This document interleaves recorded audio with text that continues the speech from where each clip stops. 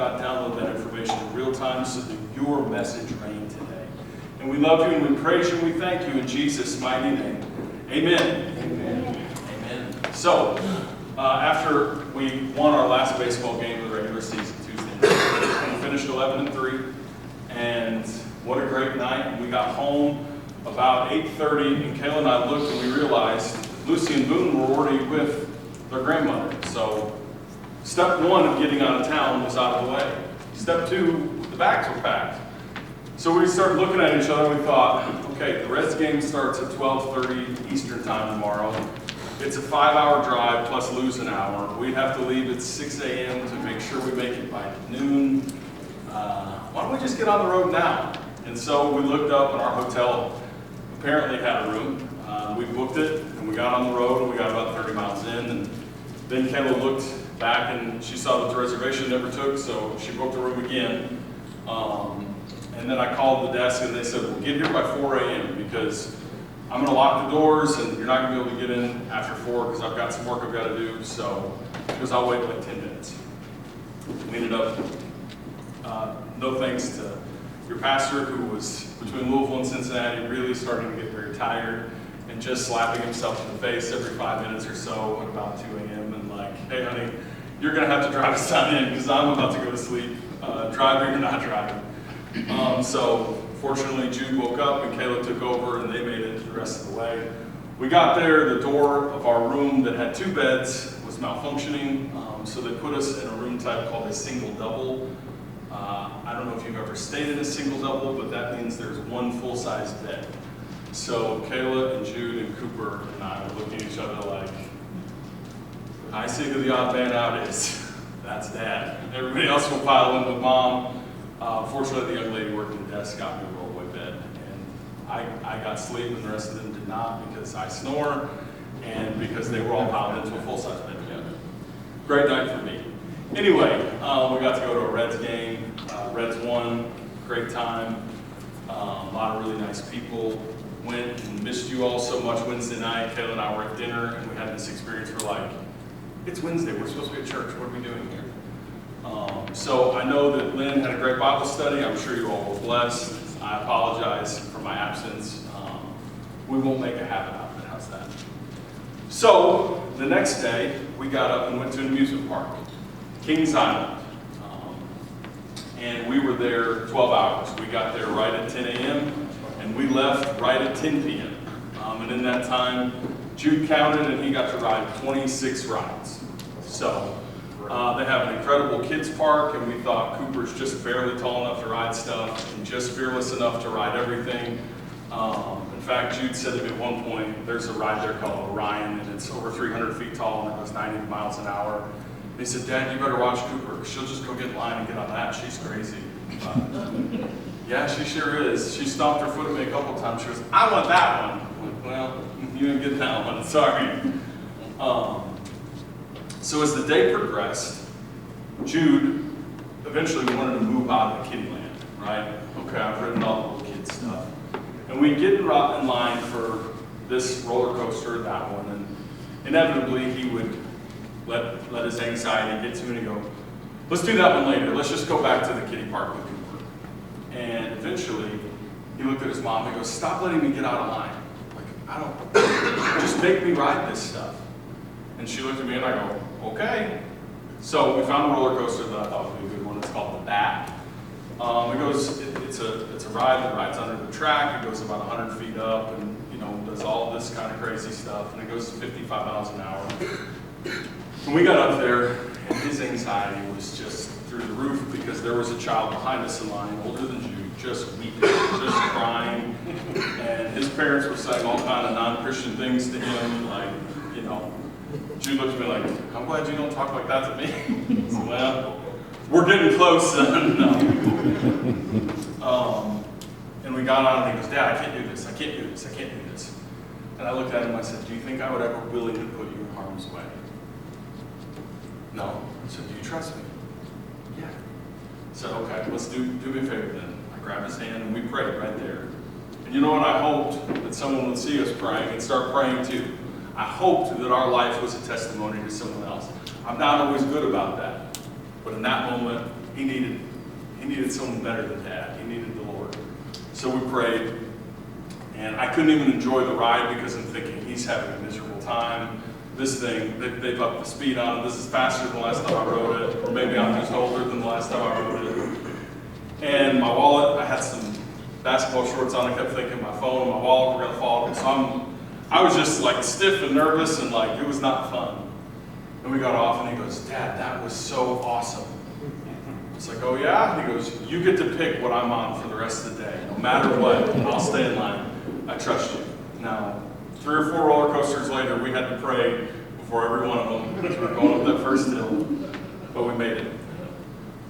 And I started noticing throughout the day, the way he treated Cooper was different.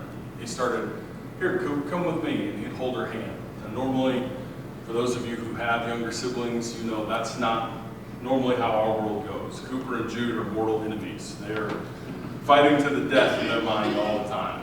Or better said, she wants to be Jude, and he wants her to get away from him all the time. But by the end of that day, he was not the same kid. I noticed he hadn't grown any taller. He still needs glasses. He's still 7 years old. But something about him was just a little bit different. He had matured just a little bit. He had grown in ways that wouldn't be perceivable to the normal human eye. And I was so proud of him because I thought he went from a kid that did not want to get on that ride to, as the park was closing, he sprinted up to that. He goes, "Will you let me on it one more time?" I'm thinking, "All right, buddy, this is the last one. We got to close the park after you get off." He had changed just a little bit. He had matured just a little bit. Sometimes in our walk with the Lord, it's hard for us to identify if we've grown just a little bit. We sit in the pew and sometimes we think, "I'm no different than I was before." And we have to have these trials and these opportunities and these situations to go through them. And that's when we grow just a little bit. And I was so proud of him and I was so focused on him. Cooper's 3, right? I knew she would ride everything. That girl is not afraid of anything. If there was a bully in here and they were bothering any of you, Cooper would be the one in their face telling them to get out of here and leave you alone. 3 years old. Man, she's something. But Cooper was just about ready to potty train at 22 months old. And then we had Lucy. And then a few months later we had Boone. And suddenly, all of the work we had gained in her potty training was gone. Now, she'll tell you, "I just peed in my diaper. I just pooped in my diaper." Oh my gosh, Cooper, you're 3. Like, I thought we had this licked about a year ago. And then we realized, when we got home back to the hotel from Kings Island, Kayla said, "Cooper, your diaper or your pull-up is dry." She goes, "I know, Mom, I've been going in the potty all day." She goes, "I had a dry pull-up yesterday too." And then we drove home from Cincinnati, and she had a dry pull-up again. That was 3 days in a row, and it didn't even dawn on me until we got home. I thought, she was with the big kids. We didn't have to tell her that this was a big kids only trip. She realized when Lucy and Boone didn't get to go that this was something special. And in facing that moment, Cooper realized, oh, it's time to put away childish things and grow just a little bit. This is our question today. Are we growing? Do we look at the situations that face us? Do we see the temptations and the trials and the persecutions and all of those things? Do we see them as our opportunity to grow closer to the Lord? Or are we still living in childish things? I can tell you, I've been going to church since I was a kid in diapers, since before I was potty trained. When I was younger than Jace, we had an old projector that would put our songs up. And I had to get out the transparencies and put them on there. And I was so young and so small that when I was done, rather than appropriately walking back to where my mom was sitting, I would crawl under the pews to get back there. I've seen a lot of things in church. I'm pretty much an expert in church culture and church behavior because I've seen it come to my doorstep to wake my dad up in the middle of the night because the church needed him so bad. Right? I know church people. And I can tell you there are church people like this. They're in their 60s still asking for an M&M every time they use the potty. Right? Now, with Cooper, when she was 2, that was acceptable behavior. Hey, I use the potty, can I get my candy? When you're 60, it's not cute and it's not acceptable, but that's how church people are. Instead of relishing the opportunities to grow, instead of facing the trials and holding tight to the Lord, we regress like babies. We never get to a point where Paul says we can put away childish things. So today I want us to do an inventory. Are we growing? Have we grown? What are the measuring sticks? And I don't mean growing in proximity. I don't mean growing in the ways that people see. I mean, are we growing spiritually? Are we growing in the way that the Lord wants us to grow? Are we mature? Or are we still the 60-year-old asking for an M&M to use the potty like a big girl? That's the question. I know that sounds crass, but that is the question that God has for us today. And so, I think there's 4 ways that we can identify if we've grown. The first one comes to us from the book of Ruth, Ruth chapter 1. I bet I'm going to get to it faster than you guys do. No, I'm marking scriptures. Come on now. So in Ruth chapter 1, this is the situation. Naomi is an Israelite from Bethlehem. She's a Judean, or what we call a Jew. You know there's something different between a Jew and an Israelite, right? Jews are from Judea. They're from the 2 tribes, not the 10.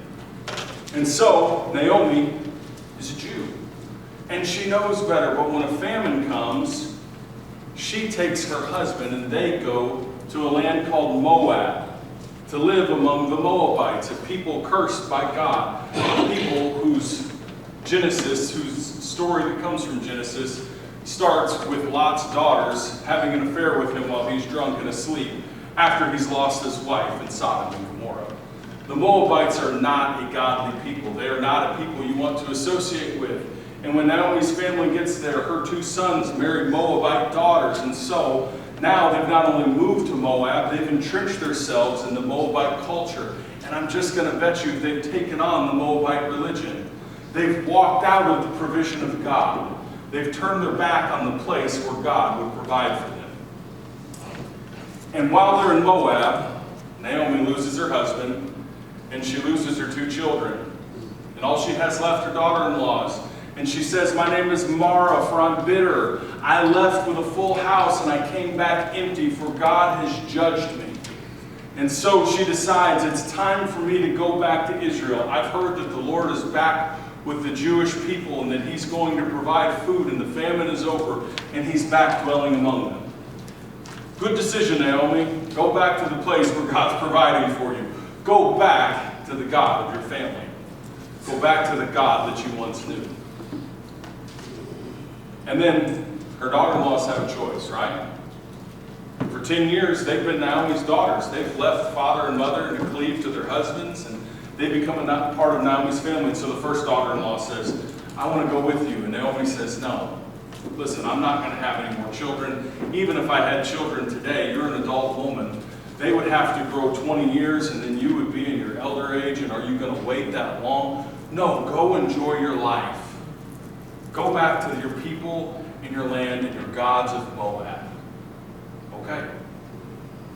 How many of us know that sometimes when life hits us in the face, the easy thing to do is go back to the old life? I was talking to someone the other day and they said, no matter what, I'm never going to go back to the old me. I'm never going to be defined as that person again.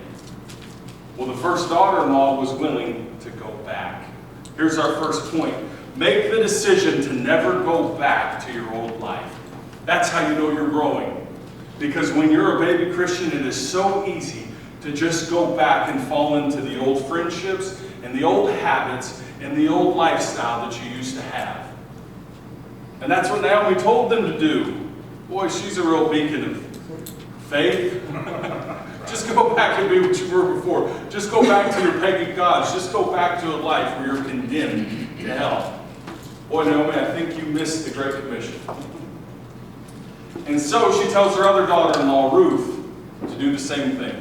Ladies, I want you to know, I realize in Western Kentucky, one of the most quoted scriptures is women be silent in the church, ladies know your place. I just want you to know that God sees no difference between Jew and Greek, between male and female, between black and white. He has called them from every nation, tribe, and tongue. And so he named a book after this woman of faith, and her name is Ruth. And this is her story. In Ruth chapter 1 and verse 16, she replied to her mother-in-law Naomi, "Do not urge me to leave you or to turn back from you. Where you go, I will go, and where you stay, I will stay. Your people will be my people, and your God, my God. Where you die, I will die, and there I will be buried. May the Lord deal with me, but it be ever so severely, even if death separates you and me." When Naomi realized that Ruth was determined to go with her, she stopped urging her to leave. Ruth was never going to go back to her old life. See, she understood what probably many of the people of the region understood, that there is one God, and his name is Jehovah, or Yahweh, or the unspeakable name of God, that he is the Lord, and he is one, and there is none like him. She had had the empty life of the Moabites. She had had the idol gods of Moab, and she was never willing to go back and be that person again. And so she was willing to trade everything that she knew, because she was never going to be the old Ruth again. Yes. Today we have to make a decision. When life hits us hard, when we lose everything, are we going to go back to the old drunk? Are we going to go back to the old addict? Are we going to go back to the old foul mouth? Are we going to go back to the old person who lived in sin? Because that's easy. The easiest thing to do is go back to the old familiar way. Do we want to do that today, or do we want to grow? I read a quote that said, "Trust yourself and walk away from situations and people who don't have your best interest at heart." We have to love ourselves, and we have to love our God enough to make the decision today. I'm never going back to the old me. I've come too far to turn back now. God, I'm sold out to you no matter what comes. Judge me according to who I am now, but I'm not going to slip back into old habits. Today, I will tell you, you know if you're growing, if that's the decision you've decided to make. I've come too far, I can't go back. The old me's gone. This is what I know. I know this God, I know this plan, I know this road, and I'm just going to keep walking it. Whether trials come or storms come, I will not be shaken. I'm never going back to who I used to be. If you want to know that you've grown, that's the first thing that you can measure it by. It was the Apostle Paul who wrote those words in 1 Corinthians chapter 13, and so I think that it's important that we talk about the Apostle Paul. So the Apostle Paul had been a Pharisee. He says, the Pharisee of Pharisees, the youngest among the Sanhedrin, could have been promoted to the high priest. He knew the law backwards and forwards. He was a teacher among teachers. He was a scholar of the Jewish religion. He was the persecutor of the way. He was a captive audience while Stephen was being murdered. Paul was no good. He was a terrible man, and yet he thought he was doing God's work. There are people in the world who are so misguided and so misled and don't have the Spirit of God inside of them that they think that when they do evil, atrocious acts, that they're working on behalf of God. I can tell you it's not the same God I serve, right? Paul wasn't serving the same God I serve. He was trying to persecute the very people who were spreading the gospel message of a loving God who wanted a personal relationship with us, to call us Father. And so, the Apostle Paul is blinded on the road to Damascus, and we'll read later that he's given his sight back. And from there, he spends years and years at the spot where Moses received the law. He goes to the same spot where Moses received the Ten Commandments. He goes there, and then God downloads the revelation of the New Testament to him. And then he goes. He's shipwrecked. He's imprisoned. He's stoned nearly to death. He's beaten with sticks. He's ridiculed. He's jailed over and over again. And in the end, he ends up being beheaded. And yet, you know what Paul never does? He never goes back to the old Saul of Tarsus.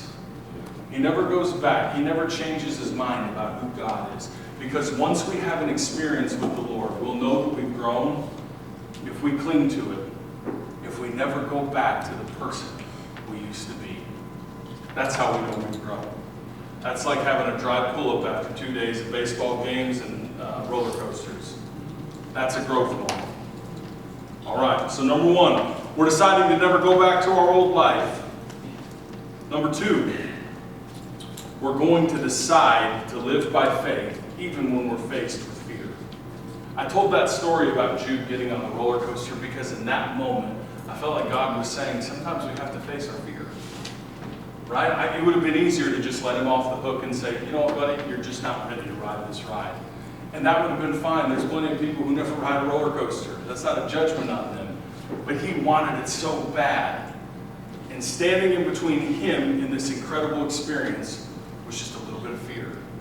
I can tell you, standing between you and the life that God has for you and the plan and the purpose that God has put in front of you is going to be some kind of fear, some kind of temptation, some kind of something that you're going to have to go through to get to your destiny on the other side. I'm sorry to tell you that, but there are no elevators to the top. You got to take the stairs. And I know that's frustrating, but it's just the truth. Daniel chapter 6 is one of those moments. Daniel is it's just one of my favorite books in the Bible because it's incredible. Because Daniel is promoted by foreign kings in a foreign kingdom. Because he finds favor not only with the king of Babylon, he again finds favor with the king of Media Persia because he's a man after God's own heart. Because he is one of 2 people in Scripture that God calls loved. That he says God loved. You know, the other one was John. What's incredible to me is if God says he loves you, he's going to show you the plan from here to eternity. You know, Daniel and John are the 2 keepers of the end. Read those books. They're great books. So, what's happening here is Daniel is a man that they can't find flaw with. And there's people all kinds of jealous of him in Media Persia. See, Babylon has fallen, and somehow Daniel, the leader of the Magi, who was installed by the Babylonian king Nebuchadnezzar, has maintained his post. He's basically second in all of the kingdom of Media Persia at this time. And the Media Persians don't like it. Why would this Jew be higher than us in station? So they keep trying to figure out ways to get Daniel in trouble. The problem was, Daniel walked the walk. There was nothing they could find to condemn him of. So what do people do when they can't find the truth? They got to tell a lie on it. They got to change the rules of the game. If they can't beat you, you know what they do? They cheat you. And so that's what these Media Persians decided to do to Daniel. They decided to change the laws. So if you want to go back and read this, it's Daniel chapter 6. And what you find is the only thing that they could find Daniel guilty of doing was praising and worshiping his God. Pretty good testimony, right? What if the only thing that they could find you doing wrong, if they followed you around with cameras and Big Brother and AI, and the only thing negative they could say about you, well, he just prays to his God when he's in a room by himself or herself. That's all they do. And that's a pretty good testimony. So they just made a law outlawing worshiping God. For 30 days, you were not allowed to worship any other god but the God of Media Persia, who was the king, King Darius at the time. Darius was a friend of Daniel. How many of you know 30 days isn't a very long time, right? If you said you can't have a chocolate bar for 30 days, I'm just going to tell you, I could do that in my sleep. I don't know if you guys could do it, but I could go without chocolate 30 days, 60 days, 90 days. I could give that up easily. You know how many Christians, if they made worshiping God illegal for 30 days, you'd see them 31 days from now back in church, right? Right? You'd see them in 31 days, they'd come back. They just wouldn't come while it was illegal. And they'd quote you some ridiculous passage out of Romans saying, God has put the rulers in place and we have to listen to our rulers because they're an authority that's placed by God because they really don't know God and they really don't have the courage of their conviction. I'm going to give you a quote by JFK. He was talking about a member of government and he said, you know what? I want to read it. He said, what is now important is the courage he displayed in support of his convictions. Daniel had the courage of his conviction. It would have been much easier to just take a 30-day break from praying and worshiping God in secret. But he said, I have a relationship with God and it's the most important thing to me, and no one's going to tell me that I can't worship my God. You know what the penalty was for worshiping God for those 30 days? Death by lion's den. Now, if I told you you can't pray for 30 days or I'm going to drop you down in a pit of hungry lions and they're going to eat you and devour you while you're still alive, what do you think about that? Who could forget how to pray for 30 days? Right? Sometimes we don't have the courage of our conviction. I wonder in this country, in this city, in this county, in this state, if they said Christianity was illegal and you're no longer allowed to attend church, how many people would still show up and worship on Sunday? I can tell you the answer to that. Not very many. You know how I know? Because they didn't even pass a law about it in 2020. They just said you can't do it. It wasn't even legal to say you couldn't do it. And how many people stopped going to church? 33% of churches in America shut down and will never reopen. That's how many. There are thousands and thousands and thousands of people who are no longer Christian who claimed to be before that because they got out of their routine, because they didn't have the courage of their conviction, because they decided to let fear rule over faith. Steve Jobs said this: everyone here has the sense that right now is one of those moments when we are influencing the future. You know what Daniel knew?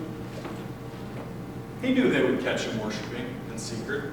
He knew that the law was made specifically out of jealousy toward him and his relationship with the king. But he knew that he was going to make a decision that was going to impact the future. And so Daniel boldly, unashamedly continued to worship God in his home. And they caught him. And they lowered him down into a lion's den. And Darius the king loved Daniel so much that he couldn't sleep. Think about that. A foreign king couldn't sleep because someone disobeyed a direct order from he himself? Daniel must have been a pretty good guy.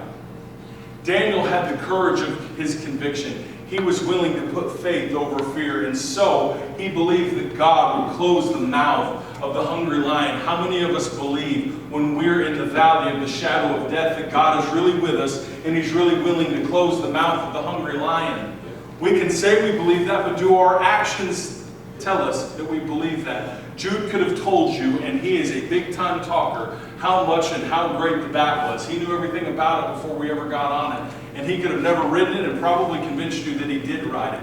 But there's a moment in our life when we have to put faith over fear. We have to put our money where our mouth is, because it is about our future and it is about the future of the kingdom. We are not going to grow if we don't have faith instead of fear. And that's a decision that we have to make. Talking about the Apostle Paul, the one place that he desperately wanted to get to for his whole ministry was Rome. Rome, the capital city of the Roman Empire. Rome, the place where they were feeding Christians to lions in the Colosseum. Rome, the place where they were lining the streets with crosses and crucifying Christians. Rome, the place where they were burning Christians alive. That's the place where Paul desperately wanted to get to. You know, if they said, hey, you can have an all-expense-paid trip to Nigeria right now. That's the place where they're persecuting Christians the hardest. What kind of line do you think there would be for people lining up to get on a plane to go to Nigeria? I can tell you, I'd wait and see if any of you were going before I jumped in line. I tell you all the time, I'm a little bit of a coward. I'm not joking with you. God would have to tell me specifically, you have a plan and a purpose in Nigeria. Like, okay, Lord, since you said it, I'm going to believe it. Just protect me. You know what happened to Paul when he got to Rome? It says, those at Caesar's house greet you. That's how he closed one of his letters. He was converting the people of Caesar's own household. Of course, that was before he went to a death. Paul knew this wasn't about him and it wasn't about that moment. He could see the future on the horizon. He could see the plan and the purpose that God had for his life. He could see that lives needed to be changed and people needed to hear the gospel. And that was his mission and his destiny. And he was willing to choose faith over fear. Paul put away childish things a long time ago. Are we willing to do that? Because once we're willing to do that, there's another one of those growth moments. Not only do we have a clean pull-up at the end, we get to ride the roller coaster in spite of the fear that faces us right in the eye. Right? All right, number 3, as we turn to James chapter 1, and we're going to read verse 2 when we get there.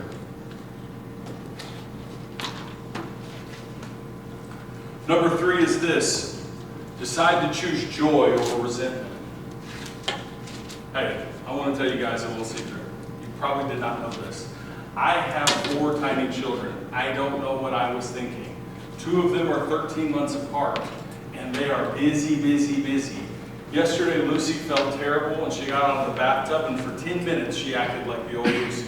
You know what the old Lucy does? She runs out, flips her towel off, laughing and giggling, and grabs a cup of coffee and pours it on herself right as she got out of the bathtub. Sometimes life at our house is just a little bit frustrating. Sometimes it's hard to choose joy because there's so much going on that makes you feel tense. And like, oh, you've got to be kidding me. Now I've got to clean up the coffee, and I've got to clean up Lucy, and why did I have the coffee there in the first place? Any of y'all live in the real world? Sometimes it's hard to choose joy. Who here's got a boss? Tell the truth and beat the devil. Any of you have conversations with your boss, and at the end you think, boy, I have to choose joy. Because what he wants me to choose is the opposite. Life has a way of hitting us with real circumstances. And yet, this is what James said. James chapter 1, verse 2. Consider it pure joy, my brothers and sisters, whenever you face trials of many kinds, because you know that the testing of your faith produces perseverance. Let perseverance finish its work so that you may be mature and complete, not lacking anything.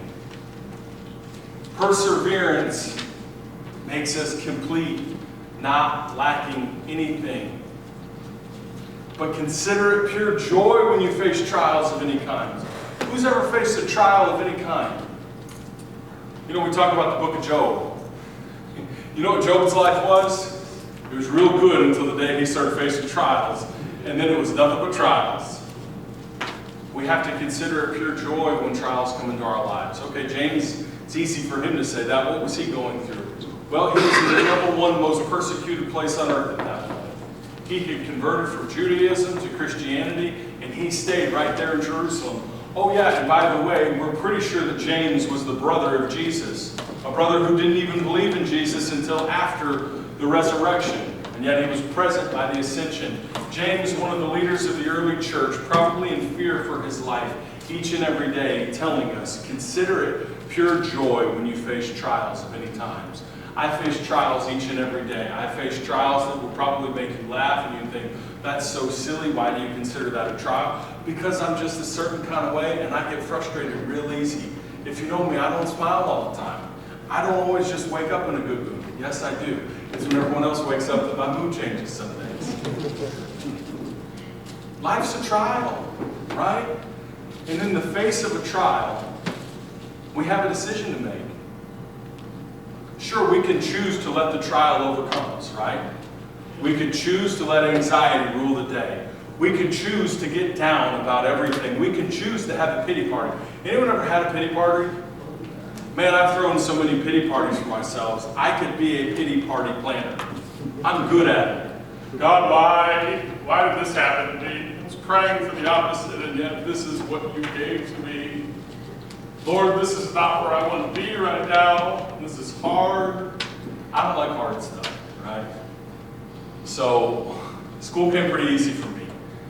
And you can tell by my report cards that it did by the time I got to my junior year of high school, because there were 2 grades. The classes that I really liked, those were A's. And then there was advanced Spanish, and that was a D-, right? Because it was hard, and I chose to have a pity party and talk about how hard it was all the time instead of, cracking a book and deciding to learn it. It didn't come easy for me, and so I chose resentment instead of joy. Man, I wish I had just chose joy. Like, this is a trial, this is hard, but that perseverance makes us better. We have to persevere through trials. That's the only way to grow. The way that a child learns to walk is by falling down. If they didn't fall down, they would never learn to balance themselves. That's how we have to go through this life, and we have to cherish those moments when we fall down and when we have mistakes, because those are the ways that we grow. And that's where God is leveling us up. That's a common phrase now. I don't know if everybody just plays Nintendo all the time, but even at the schools, they talk about leveling up.